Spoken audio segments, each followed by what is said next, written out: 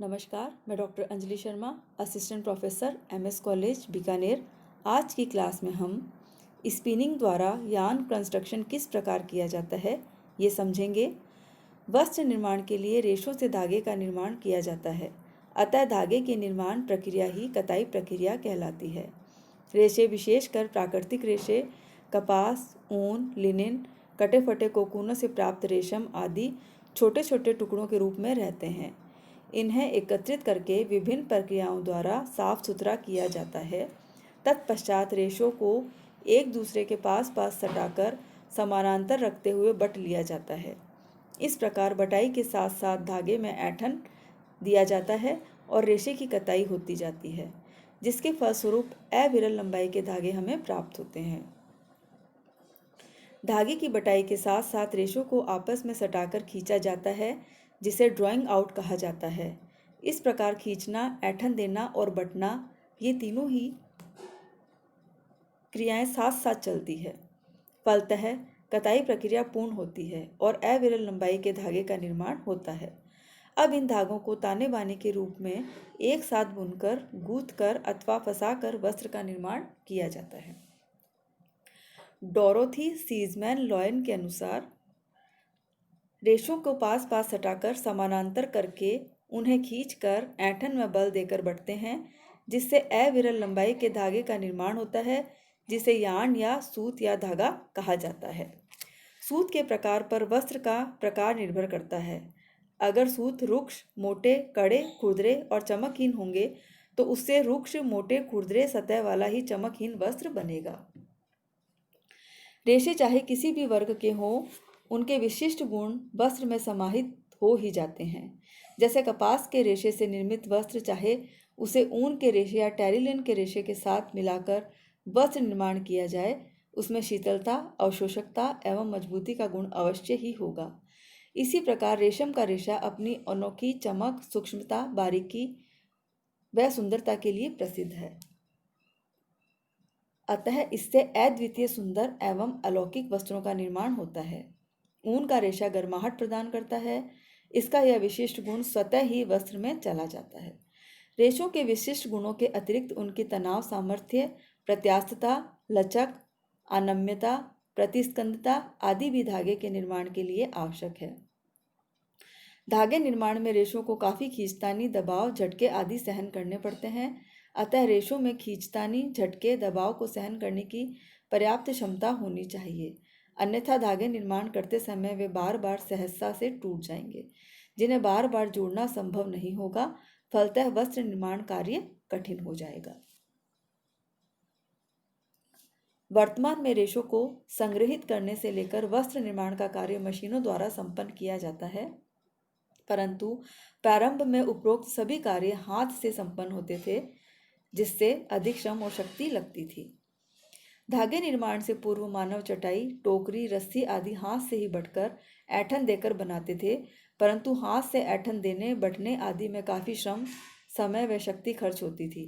धीरे धीरे उनकी तीव्र बुद्धि धागे निर्माण हेतु एक ऐसी चीज़ को खोज निकालने में व्यस्त थी जो कम समय, शक्ति व श्रम से सहजतापूर्वक धागे का निर्माण कर सके। इस प्रकार उन्होंने धागे निर्माण हेतु हाथ से चलने वाला यंत्र तकली का आविष्कार किया। अतः तकली धागे के निर्माण का पहला यंत्र था। अब हम जानते हैं तकली के बारे में। तकली अर्थात स्पिंडल। इसमें धातु से निर्मित 7 इंच की एक लंबी छड़ होती है। इस छड़ के निचले सिरे पर एक गोलाकार डिस्क लगी होती है। छड़ के ऊपरी सिरे पर एक हुक लगा होता है। इसी हुक द्वारा रेशों को फंसाया जाता है। रुई की पोनी को हुक से फंसाकर थोड़ी लंबाई तक खींचा जाता है। कुछ लंबाई तक रेशे खींचे जाने के पश्चात तकली को हाथ से घुमा दिया जाता है, जिससे तकली तेजी से घूमने लगती है। जैसे जैसे तकली घूमती जाती है, धागों का निर्माण होता जाता है, साथ ही धागों में ऐंठन पड़ती जाती है। धागे बटने के पश्चात इन्हें तकली के चकती पर ही लपेट दिया जाता है। इस क्रिया को बार बार दोहराया जाता है और निर्मित धागों को चकती पर लपेटा जाता है। जब तख्ती पूरी धागे से भर जाती है तो इसकी लच्छियाँ बना ली जाती है और अब ये लच्छियाँ वस्त्र निर्माण हेतु प्रयोग में ली जाती है। वास्तव में तकली के आविष्कार से धागे निर्माण में कम समय व शक्ति लगने लगी, परंतु फिर भी मानव को संतोष नहीं हुआ। विकसित बुद्धि के मानवों ने इससे भी कम समय व शक्ति से अधिक धागों के निर्माण हेतु चरखे का आविष्कार कर डाला। चरखा अर्थात स्पिनिंग व्हील। चरखे द्वारा सूत कताई पुरानी विधि है। स्वतंत्रता प्राप्ति से पूर्व स्वदेशी वस्त्र निर्माण हेतु घर घर में चरखा द्वारा सूत कताई का कार्य संपन्न होता था। आज भी सूत कताई के लिए चरखे का काफ़ी महत्व है, परंतु आरंभिक चरखा बनावट व कार्य प्रणाली की दृष्टि से आज के चरखे की अपेक्षा अत्यधिक अपूर्ण एवं अविकसित था। परंतु तब भी चरखे से काते गए सूत इतने सूक्ष्म, महीन, बारीक व कोमल होते थे कि उनसे मलमल, आबे खां जैसे अद्वितीय सुंदरता वाले अलौकिक वस्त्रों का निर्माण किया जाता था, जिनकी मांग व समृद्धि व प्रसिद्धि विश्व के कोने कोने में फैली हुई थी। परंतु उस समय चरखे से सूत काटने का कार्य अति विलंबता से होता था, फलतः वस्त्र की बढ़ती मांग को पूरा करने में असमर्थ था। अतः बुद्धिजीवी मानवों ने ऐसी मशीनों का आविष्कार किया जो अल्प समय, शक्ति व श्रम में वस्त्र निर्माण संबंधी सभी प्रक्रियाओं को सफलतापूर्वक व सहजतापूर्वक संपन्न कर सके। प्रारंभ में ये मशीनें हस्तचलित थी, जिन्हें बाद में विकसित करके विद्युत चालित बनाया गया। आज रेशे संग्रह करने, साफ करने, स्वच्छ करने से लेकर वस्त्र निर्माण करने के सभी कार्य मशीनों द्वारा संपादित किए जाते हैं। पिकर, ब्रेकर, इंटरमीडिएटर तथा फिनिशर नामक मशीनें रेशों को स्वच्छ, साफ, सीधे व समानांतर करके इन्हें वांछित मोटाई के चादर के रूप में तैयार करती है। इसी प्रकार carding, doubling, combing, drawing out, roving इत्यादि कार्य भी मशीनों के द्वारा संपन्न किए जाते हैं। सूत निर्माण निम्नलिखित रूपों में किया जाता है। पहला है बिना ऐंठन दिए लंबे रेशे या फिलामेंट। सेकंड है ऐंठन दिए हुए लंबे रेशे या फिलामेंट। तथा थर्ड है छोटे छोटे रेशों को एक साथ मिलाकर ऐंठन देकर बटकर अविरल लंबाई के धागों को तैयार करना। Yarn construction from fibres. सभी प्राकृतिक वर्गों के रेशे भिन्न भिन्न लंबाई के होते हैं। कुछ वर्गों के रेशे कपास, लिनिन, ऊन की लंबाई अत्यंत कम होती है, जबकि कुछ रेशों की लंबाई अधिक होती है। सभी मानवकृत रेशों की लंबाई इच्छानुकूल व प्रयोजन के अनुसार रखी जा सकती है। लंबाई के आधार पर रेशों को दो वर्गों में बांटा जाता है, फिलामेंट फाइबर्स तथा स्टेपल फाइबर्स, अर्थात लंबे रेशे या फिलामेंट तथा छोटे रेशे या स्टेपल। सबसे पहले हम बात करते हैं फिलामेंट रेशों की। ये अविरल लंबाई के होते हैं। प्राकृतिक रेशों में सिल्क फिलामेंट रेशा होता है, जिसकी लंबाई 1200 से 4200 फीट तक होती है। कृत्रिम रेशों को फिलामेंट या स्टेपल किसी भी रूप में तैयार किया जा सकता है। यह वस्त्र के प्रकार, अनुरूप व प्रयोजन पर निर्भर करता है। फिलामेंट रेशे से इखरे, दोहरे या बहुरेशीय धागे बनाए जाते हैं। चूँकि लंबे रेशों में छोर कम होते हैं, इस कारण इनसे सुंदर तथा चिकनी सतह वाले वस्त्रों का निर्माण होता है। चिकनी सतह के कारण धूल कण वह गंदगियां फिसलकर नीचे गिर जाती है, जिस कारण वस्त्र जल्दी गंदे नहीं होते। एक रेशे धागों को एक साथ मिलाकर ऐंठन देकर दोहरा धागा भी बनाया जाता है। अब हम बात करते हैं स्टेपल फाइबर की।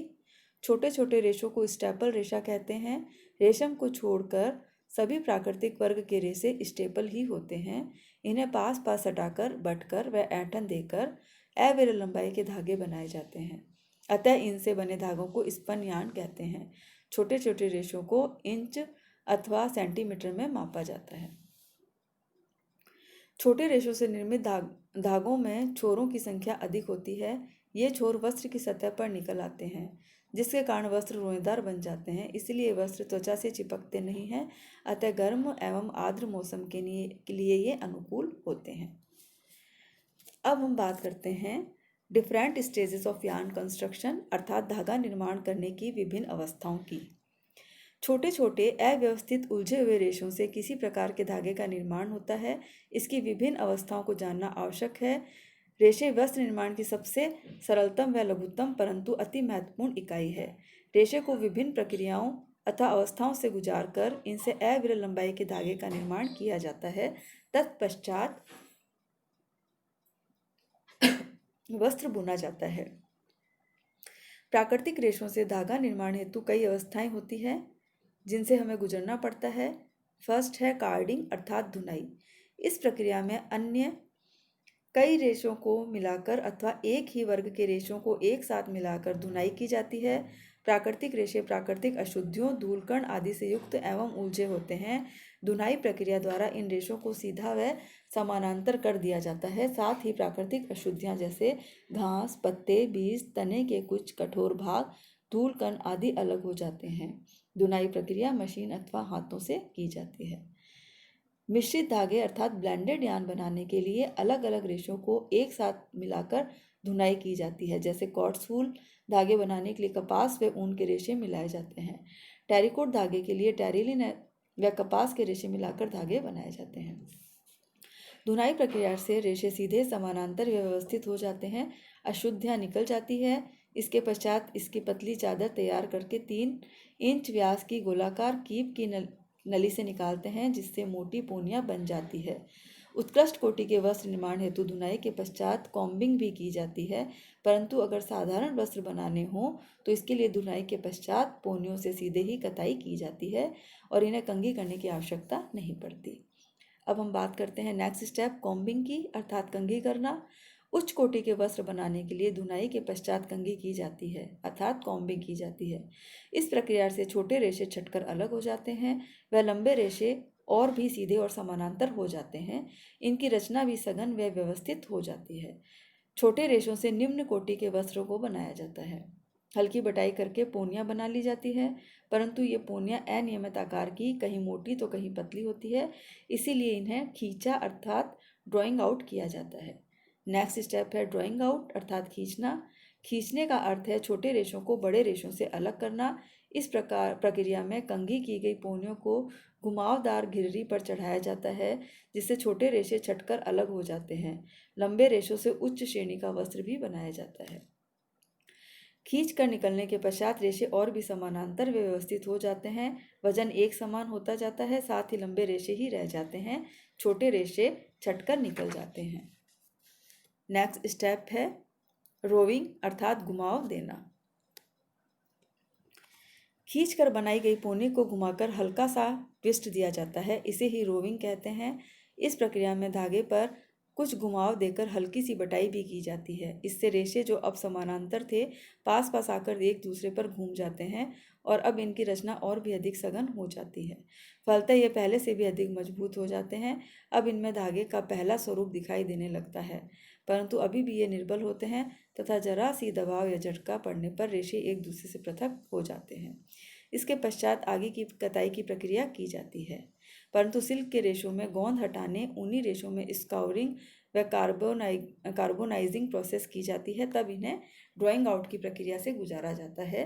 रेशम के रेशे काफ़ी लंबे होते हैं, इसीलिए इन पर कंघी नहीं की जाती, क्योंकि रेशे अविरल लंबाई के होते हैं जो स्वतः ही समानांतर व्यवस्थित होते हैं। नेक्स्ट स्टेप है स्पिनिंग अर्थात कताई। यह धागे निर्माण की अंतिम अवस्था है। इस प्रक्रिया से वांछित लंबाई व व्यास के धागे प्राप्त किए जाते हैं। रोविंग प्रक्रिया के पश्चात कताई की प्रक्रिया की जाती है। रोविंग से प्राप्त धागों को कताई मशीन पर चढ़ाया जाता है। इसमें कई रोलर लगे होते हैं, जिनसे प्रत्येक रोलर की गति पहले रोलर की गति की अपेक्षाकृत अधिक तीव्र होती है। अंतिम रोलर से निकलते निकलते धागे वांछित व्यास व आकार के प्राप्त हो जाते हैं। थैंक्स।